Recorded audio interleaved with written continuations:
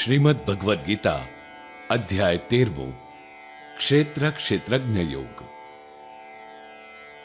અર્જુન બોલ્યા, હે કેશવ, પ્રકૃતિ અને પુરુષ, ક્ષેત્ર અને ક્ષેત્રજ્ઞ તથા જ્ઞાન અને જ્ઞેય શું છે એ હું જાણવા ઈચ્છું છું.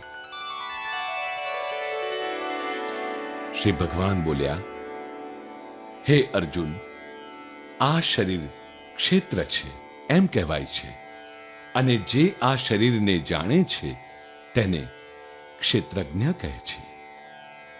મને તું ક્ષેત્રજ્ઞ જાણ. આ ક્ષેત્ર અને ક્ષેત્રનું જ્ઞાન સંક્ષેપમાં મારી પાસેથી સાંભળ. પંચમહાભૂતો, અહંકાર, બુદ્ધિ, પ્રકૃતિ, 10 ઇન્દ્રિયો, એક મન, ઇન્દ્રિયોના 5 વિષયો, ઈચ્છા, દ્વેષ, સુખ દુઃખ, સમુદાય, ચેતન અને ધૈર્ય, આ ક્ષેત્ર એટલે કે શરીરના વિકારો છે. નમ્રતા, દંભનો અભાવ, અહિંસા, સહનશીલતા, ક્ષમા, સરળતા, ગુરુની સેવા, પવિત્રતા, સ્થિરતા, આત્મસંયમ, ઇન્દ્રિયોનો વિષયો પ્રત્યે વૈરાગ્ય, નિરાભિમાન, જન્મ મરણ, જરા અને વ્યાધિમાં દુઃખ અને દોષોનું દર્શન, પુત્ર, સ્ત્રી, ઘર, ધન વગેરેમાં મમતાનો અભાવ, ઇષ્ટ અનિષ્ટની પ્રાપ્તિ થતા સદા ચિત્તની સમાનતા, અનન્ય ભાવે મારી નિરંતર નિશ્ચળ શુદ્ધ ભક્તિ, એકાંતમાં વાસ, જનસમૂહમાં અપ્રીતિ તથા તત્વજ્ઞાનના અર્થનો અનુભવ કરવો, આ સર્વને જ્ઞાન કહે છે. આનાથી જે ઉલટું છે તે અજ્ઞાન છે. હવે તને જ્ઞેય એટલે કે જે જાણવા યોગ્ય છે તે વિશે કહું. તે જાણીને મનુષ્ય મોક્ષ પામે છે. તે અનાદિ પરબ્રહ્મ છે. તેને નથી સત કહી શકાતું કે નથી અસત કહી શકાતું. પરમાત્મા આ લોકમાં સર્વવ્યાપક છે. તે સર્વ ઇન્દ્રિયો અને તેના ગુણો રૂપે ભાસે છે. તે સર્વ ઇન્દ્રિયોને તેમના વિષયોનું ભાન કરાવે છે. તે સર્વ ઇન્દ્રિયો અને એના વિષયોને જાણનારું છતાં સર્વ ઇન્દ્રિયોથી રહિત, અસંગ હોવા છતાં સર્વનું ધારણ પોષણ કરનાર અને નિર્ગુણ હોવા છતાં ગુણોનો ભોગતા છે. પરમાત્મા ભૂતોની બહાર અને અંદર પણ છે. તે સ્થાવર અને જંગમ પણ છે. અતિ સૂક્ષ્મ રૂપે હોવાથી જાણવાને અશક્ય છે. તે દૂર છે અને પાસે પણ છે. તે પ્રાણીઓને ઉત્પન્ન કરનાર, એનું ભરણ પોષણ કરનાર અને નાશ કરનાર પણ છે. તે પરમ પ્રકાશ છે. તે જ જ્ઞાન રૂપે છે અને જાણવા યોગ્ય છે. જ્ઞાનથી જેને જાણી શકાય તે પણ તે જ છે. તે સૌના હૃદયમાં વસે છે. આ પ્રમાણે ક્ષેત્ર, જ્ઞાન અને જ્ઞેય વિશે મેં તને ટૂંકમાં કહ્યું, જે જાણીને મારો ભક્ત મારા સ્વરૂપને પામવા યોગ્ય બને છે. પ્રકૃતિ અને પુરુષ એટલે કે જીવાત્મા, આ બંને અનાદિ છે. બધા વિકારો અને સત્યાદિ ગુણો પ્રકૃતિમાંથી જ ઉપજે છે. પુરુષ એટલે કે જીવાત્મા પ્રકૃતિમાં રહીને જ પ્રકૃતિથી ઉત્પન્ન થયેલા ગુણોને ભોગવે છે. આ ગુણોનો સંગ જ જીવાત્માને સારી નરસી યોનિઓમાં એના જન્મનું કારણ બને છે. આ જીવાત્મા દેહથી પર હોવા છતાં દેહમાં સાક્ષી રૂપે રહેલો છે. સર્વ ક્રિયાની અનુમતિ આપનાર સર્વનું ભરણ પોષણ કરનાર, સુખ દુઃખનો ભોગતા તથા મહેશ્વર અને પરમાત્મા પણ કહેવાય છે.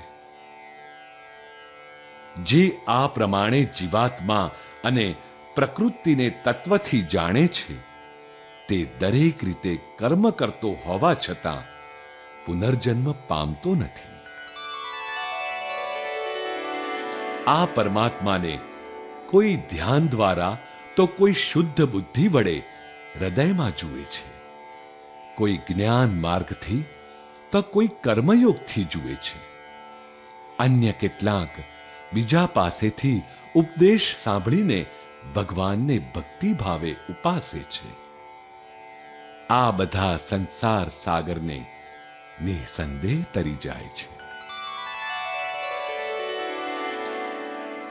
જે કંઈ સ્થાવર કે જંગમ વસ્તુ ઉત્પન્ન થાય છે, તે ક્ષેત્ર ક્ષેત્રજ્ઞના સંયોગથી જ ઉપજે છે. જે મનુષ્ય સર્વ નાશવંત પ્રાણીઓમાં સમભાવથી અવિનાશી ઈશ્વરને જુએ છે, તે જ યથાર્થ જુએ છે. જે મનુષ્ય સર્વ પ્રકારના કર્મોને પ્રકૃતિ દ્વારા જ કરેલા જુએ છે ને પોતાને અકર્તા જુએ છે, તે જ યથાર્થ જુએ છે. મનુષ્ય જ્યારે પ્રાણી માત્રમાં પરમાત્માને જુએ છે, ત્યારે તે બ્રહ્મને પામે છે. હે કૌંતેય, આ આત્મા અવિનાશી, અનાદિ અને નિર્ગુણ છે. તે શરીરમાં રહેલો હોવા છતાં અલિપ્ત છે. જેમ સૂર્ય બ્રહ્માંડને પ્રકાશે છે, તેમ આત્મા સંપૂર્ણ ક્ષેત્ર એટલે કે શરીરને પ્રકાશમાન કરે છે. આ પ્રમાણે જેઓ જ્ઞાન દ્રષ્ટિ વડે ક્ષેત્ર ક્ષેત્રજ્ઞ એટલે કે શરીર આત્માના ભેદને જાણે છે તથા પ્રકૃતિ દોષથી છૂટવાના ઉપાયને જાણે છે, તે જ પરમ ગતિ પામે છે. શ્રીમદ ભગવદ્ ગીતા અધ્યાય 13 ક્ષેત્ર ક્ષેત્રજ્ઞ યોગ.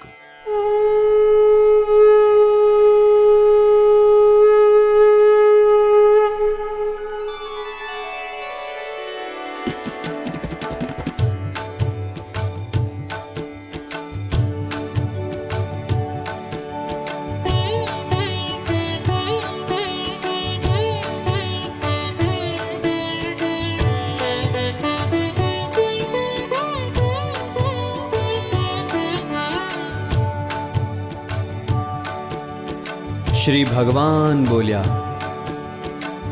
ક્ષેત્ર એ નામથી જ્ઞાની ઓળખે આ શરીરને.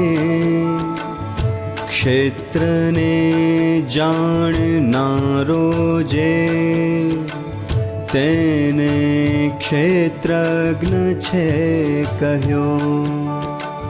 વળી મને જ ક્ષેત્રજ્ઞ જાણજે સર્વ ક્ષેત્રમાં.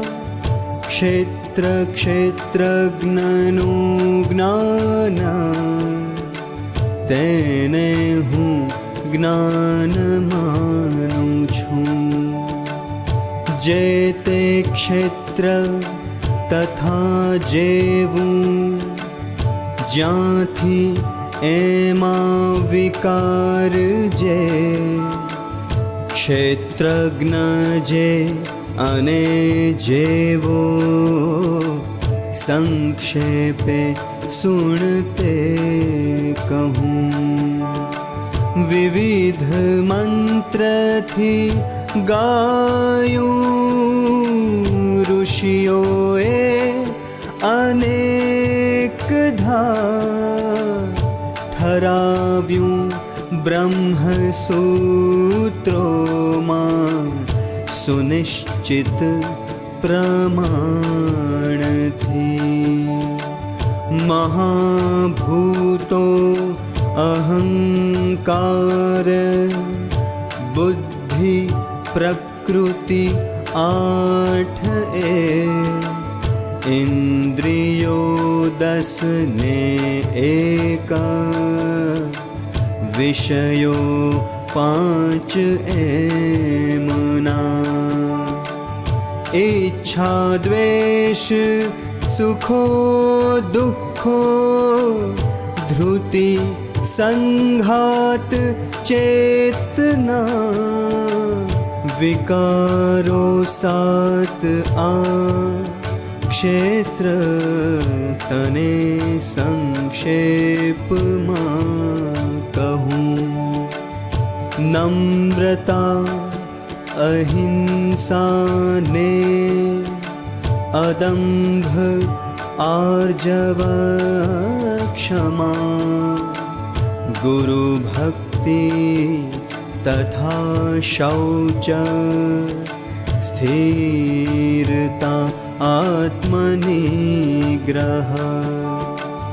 विषयो प्रति वैराग्य निरहंकारता तथा जन्म मृत्यु जरा व्याधि दुख दोषोनुदर्शन निर्मोहता अनासक्ति पुत्र पत्नी गृहादिमा सारा माठा प्रसंगोमा चेतनी समता सदा अनन्य योग थी मारी भक्ति अव्यभिचारिणी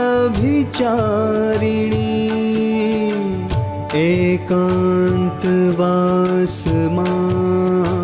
प्रेम नागमे दायरा विषे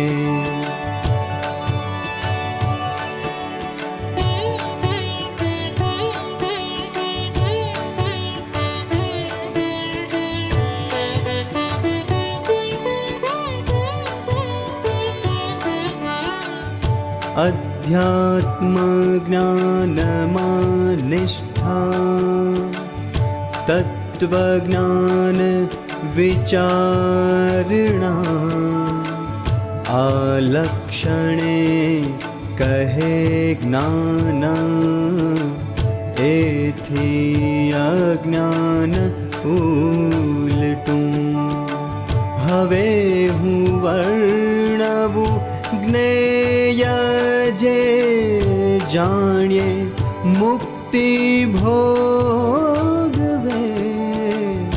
अनादि ए परम ब्रह्म छे न कहवाय ना नथी सर्वत्र हाथ ने पाया सर्वत्र शिरने मुख सर्वत्र आँखने कान सर्वने आवरी रह्यूं निरिंद्रिय छता भासे सर्वे इंद्रियना गुणो निर्गुणी गुणभोक्ताए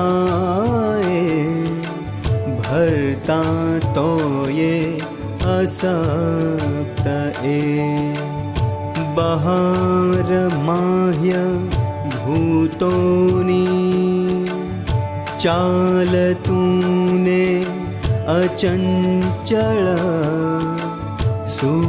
सूक्ष्मतेथी जणायेना समीपे दूरमा वळी अखंड तोय भूतो मा जाने खंडपणे रह्यूं भूत ભૂતોને જન્મ દે પોષે, ગળે યે તેમ જ્ઞેય એ. જ્યોતિઓનું ય એ જ્યોતિ, પર એ અંધકારથી. જ્ઞાન જ્ઞેય જ્ઞાનગમ્ય, સર્વના હૃદયે વસ્યું. ક્ષેત્ર જ્ઞાન તથા જ્ઞેય, આમ સંક્ષેપમાં કહ્યા.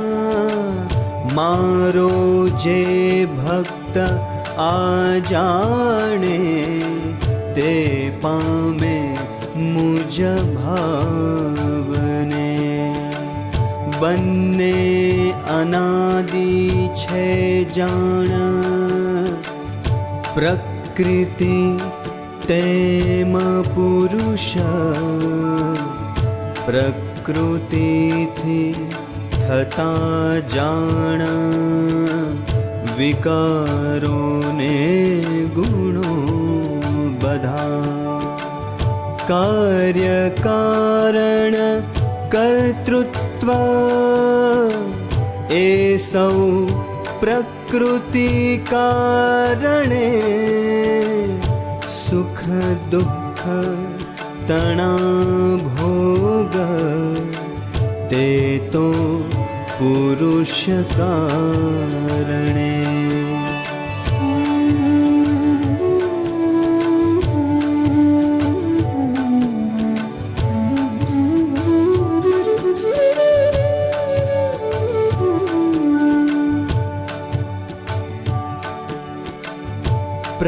પ્રકૃતિમાં રહ્યો સેવે, પ્રકૃતિ ગુણ પુરુષ. આસક્તિ ગુણ માતેથી, સદ સદ યોનિમાં પડે. સાક્ષી માત્ર અનુજ્ઞાતા, ભર્તા ભોક્તા મહેશ્વર. કહ્યો તે પરમાત્માએ, દેહ પુરુષ જે પર.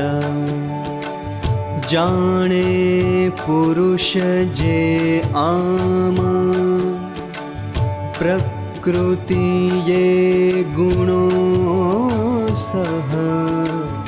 સર્વ કર્મો કરે તો યે, તે ફરી જન્મતો નથી. ધ્યાનથી આપને કોઈ, આપથી આપમાં જુએ.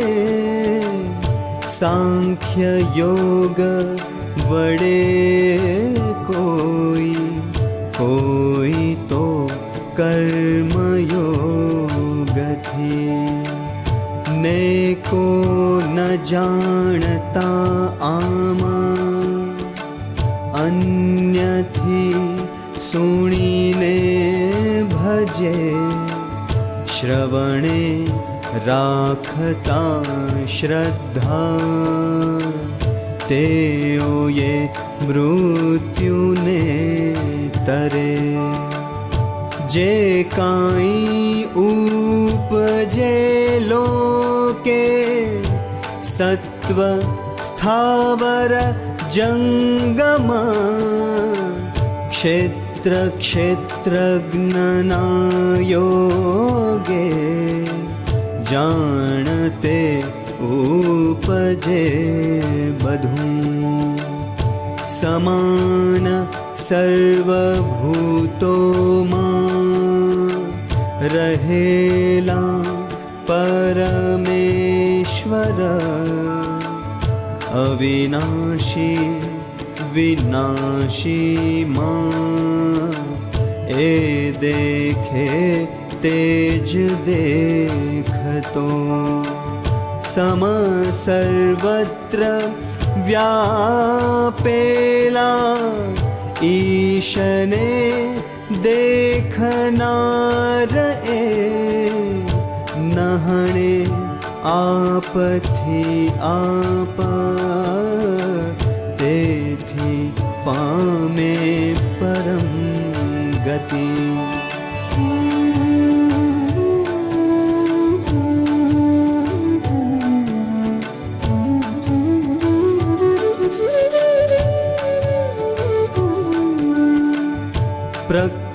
પ્રકૃતિથી જ સૌ કર્મો સદા સર્વત્ર થાય છે આત્મા તો ન કરે કાંઈ આ દેખે તેજ દેખતો ભૂતોના વેગળા ભાવ એકમાં જ રહ્યા જુએ તેથી જ સર્વ વિસ્તાર ત્યારે બ્રહ્મ દશા મળે અવ્યયી પરમાત્માને નથી આદિ નથી ગુણો તેથી દેહ રહે તો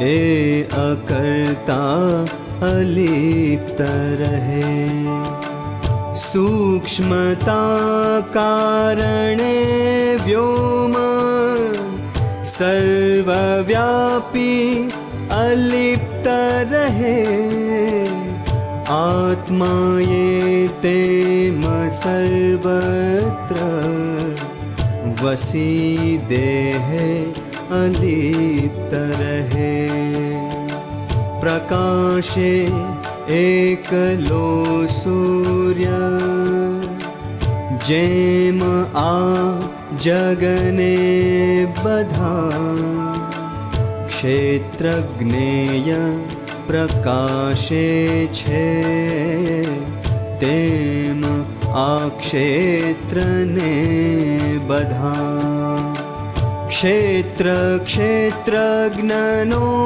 ભેદ જે જાણે જ્ઞાન ચક્ષુથી ભૃત પ્રકૃતિ મોક્ષેય તે પામે છે પરમ ગતિ.